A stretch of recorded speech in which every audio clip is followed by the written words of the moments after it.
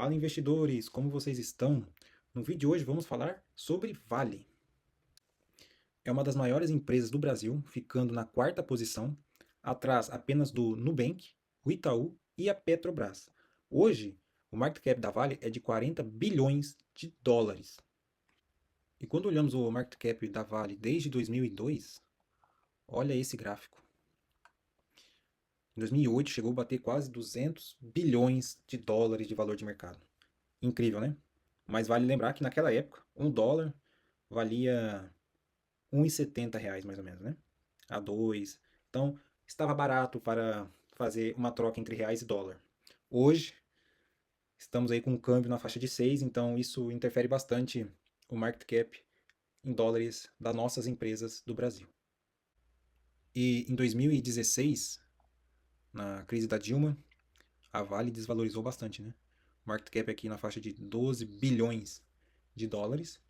E claro que o minério de ferro estava em queda, bem baixo aqui, né? De 30 a 40 dólares o minério de ferro. Hoje está na faixa de 100 dólares, então o lucro, a receita da Vale hoje está muito melhor do que anos atrás. E quando olhamos o gráfico da Vale, observamos isso. São ciclos, né? Ciclos de alta, baixa, de lado, queda, depois uma valorização, depois uma longa esticada. Então é isso, são ciclos. E hoje a Vale está segurando bastante nessa faixa de R$ 50, né? Então vimos esse preço em 2007, 2008, 2010 e 2018, 2019, um pouquinho de 2020 e agora também em 2025. Então são ciclos. A Vale está segurando bastante nessa faixa. E quando o assunto é Vale, não podemos esquecer das tragédias. Brumadinho e Mariana. Isso é um desastre que vai carregar, vai ser um peso para a Vale durante muitos anos. Porque a opinião pública sobre isso não vai esquecer. Vai ser uma marca que vai pesar na empresa durante muito tempo. Essa é a verdade. Claro que vemos melhoras nos resultados, a equipe, a empresa, busca formas e melhorias de não acontecer nenhum desastre novamente, mas apenas esses dois acontecimentos serão marcados para sempre. Então, no ano passado, tivemos notícias que a Vale chegou a um acordo com o poder público, teve esclarecimentos sobre o cronograma, né, que a Vale vai ter que desembolsar para pagar essas obrigações.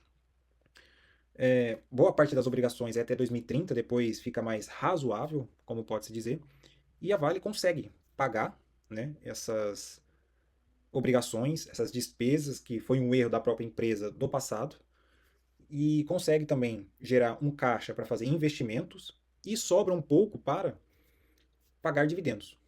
Olhando o resultado do primeiro trimestre de 2025 comparado com 2024, teve uma leve queda, mas tudo normal, sem preocupações. Já era esperado uma queda nos resultados. Um detalhe que vale acompanhar aqui da Vale é os custos e despesas.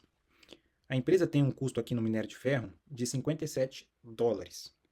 Tem uma variação, ó, no primeiro trimestre de 2024 foi 62, no quarto trimestre de 2024, 53, e agora em 2025, 57. E olhando o preço do minério de ferro na faixa dos 100 dólares, isso já mostra que a empresa está sendo lucrativa. Se por acaso o minério de ferro cair abaixo dos 80 dólares, podemos ver uma margem mais apertada para a Vale nesse caso. E olhando os últimos 5 anos, o minério de ferro está segurando nessa faixa de 100 dólares. Que continue assim, porque a Vale vai continuar sendo lucrativa, vai conseguir pagar logo as suas despesas, e isso é muito bom. Se caso houver uma queda, os resultados da empresa vai ser bastante afetados. E aqui podemos olhar em detalhes o portfólio da Vale.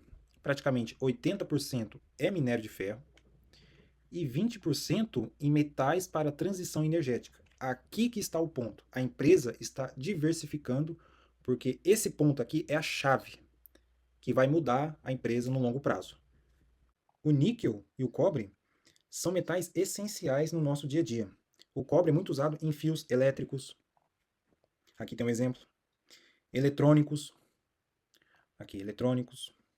Construção civil. Aqui, por exemplo, é tubos hidráulicos, né? Muito usado. Temos também energias renováveis. Cobre está presente em tudo. Já o níquel, o que temos? A produção de baterias para carros elétricos. Também temos aço. E também é muito utilizado para a produção de moedas. E aqui tem um resumo mostrando como esses metais são essenciais para o planeta, o mundo todo. Vamos continuar precisando desses metais. E a Vale, diversificando esse portfólio, eu, na minha avaliação, vejo como muito positivo, pensando no longo prazo. E olhando a produção do ano de 2024, um resumo, a Vale produziu 328 milhões de toneladas de minério de ferro. E para 2030, a Vale prevê uma produção de 360 milhões de toneladas. Um baita crescimento. E para 2035, a empresa quer dobrar a produção do cobre e do níquel, mostrando uma grande diversificação. É uma tendência. Isso, na minha avaliação, é realmente positivo para a Vale. Não ficar totalmente dependente do minério de ferro. Olhando os principais clientes da Vale, temos aqui China, com 48%, aqui em Ásia, 63%. Então, boa parte do minério de ferro são tudo levados, transferidos para a Ásia. Um pouco aqui para a América do Norte, principalmente Estados Unidos. América do Sul, praticamente Brasil, né? 10% Brasil. Então, o que carrega bastante a Vale é a China. Aqui já está explícito nos resultados.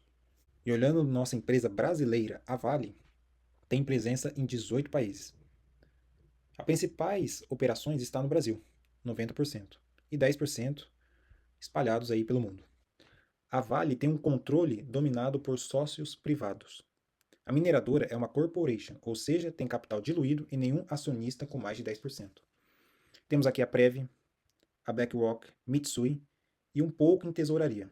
O restante aqui, ó, 73%, é diversificado entre vários investidores. A Vale merece respeito. Olhando para o ranking global, ela fica na posição 501. Olhando a Petrobras como exemplo, está aqui ó, em 262. Tudo bem que temos chances de subir mais, deveríamos, mas a gente entende como é a situação do nosso país. Mas são empresas relevantes no mercado global. E eu quero saber a sua opinião, investidor. Com todos os dados que eu passei aqui, o que você acha da Vale? Olhando a empresa hoje na faixa dos R$ 50, um valuation, na minha opinião, abaixo de 60, é uma oportunidade de estudo, porque é um preço que está se segurando. Tudo bem que o minério de ferro caindo vai afetar os resultados e também a cotação da empresa, que vai seguir o minério de ferro, mas pensando no longo prazo, observando resultados e melhorias, investimentos que a empresa está fazendo, e claro, não esquecendo que a Vale tem como objetivo dobrar a produção desses metais de transição energética para 2035, mostrando que a empresa não vai ficar tão dependente do minério de ferro. Em resumo, o valuation está atrativo, dividend yield de 10%, pensando em 2030, a Vale com um portfólio diversificado, com poucas despesas, porque no momento atual ela está tendo muitas despesas, custos com as barragens, está pagando essas obrigações para o governo. Então, depois de 2030, 2035, a Vale vai ter bastante caixa. E pensando na diversificação do portfólio, eu acredito em bons dividendos no futuro. Comprando hoje, na faixa de 50, daqui 10 anos, quanto que vai estar, né? Acredito que o cenário vai melhorar. E se isso acontecer, comprando barato hoje, recebendo 20, 30, 40% de dividendos daqui 10 anos, é bem possível. E você, investidor? Comenta aí abaixo. Abraços e até mais.